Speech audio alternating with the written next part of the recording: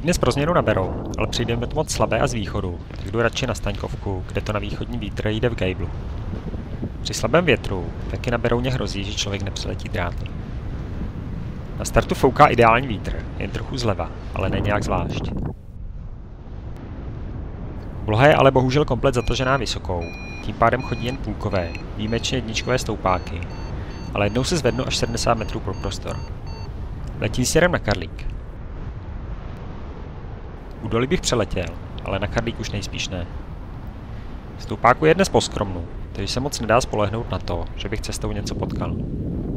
Vracím se proto zpátky. Mírňoučké podmínky využívám aspoň na trénink, který už jsem si chtěl dát dlouho, ale moc na něj není nikdy příležitost. Na přeletu samozřejmě vůbec ne, a i když jsem jen u kopce, tak to na jaře bylo většinou turbulentní, což na trénink není taky ideální. Někdy ráno nebo večer v lamináru většinou zase člověk nenastoupá do potřebné výšky. Dnes je vzduch extrémně klidný, ale vytočit se přeci jen dá a na odlet to není ideální příležitost. Jednak zkouším točit doleva, což je moje slabší strana. Když se dostanu aspoň 250 metrů nad zem, tak dělám nějaké figury.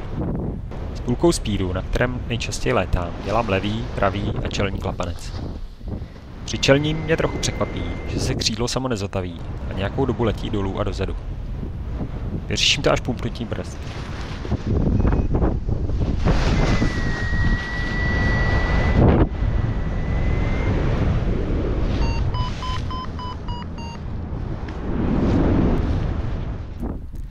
Dojde i na levou a pravou spirálu, kterou jsem jednou před deštěm neúspěšně zkusil.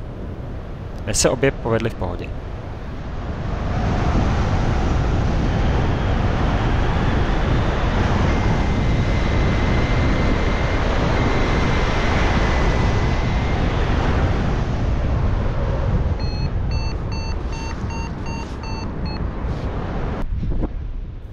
Zkouším je negativky, ale ty se mi nepovedou. Po twistu na kolo rodele si úplně netroufám podržet ruku pod zadkem.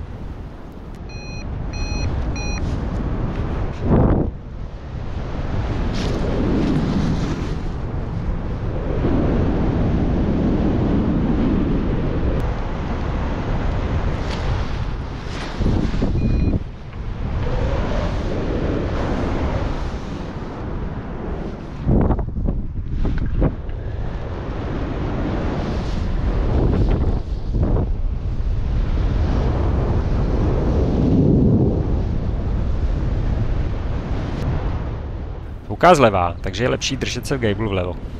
David při prvním letu lítal vpravo od startu a vyhněl. Tak mu po telefonu trochu radím.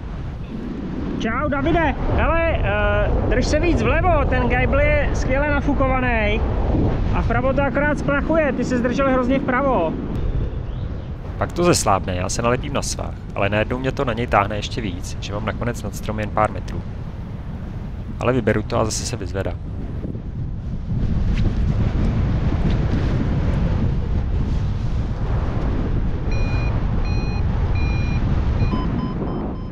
Už bohužel musím končit, zrovna když vysoká odchází.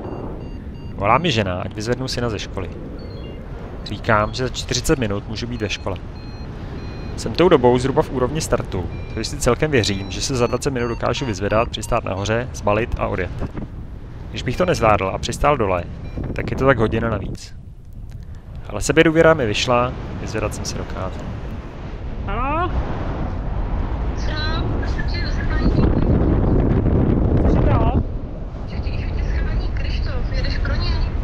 No, pojedu, ale já jsem s ním domluvený, jakoby, že pro něj dojedu, až budu moct, tak, ale já teda přistanu a pojedu pro něj, no.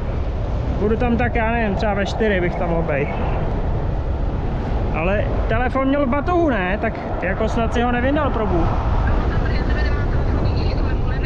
Jo, má ta, jsem to kontroloval, má tam napsáno Jakub táta, tam má napsáno a u toho správný telefonní číslo.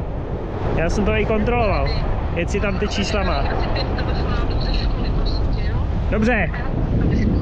Dobře, takže jak říkám, přistanu a jedu pro ně, jo? Budu tam tak ve 4 asi. Vítr se pak prý ještě víc točil, takže kdo už nebyl ve vzduchu, tak měl smůlu. Dnes úplně jiný den než jindy, ale za trénink jsem rád. Ve spirálách jsem zase získal jistotu, poklapat si to neuškodí a negativky budu muset ještě trénovat.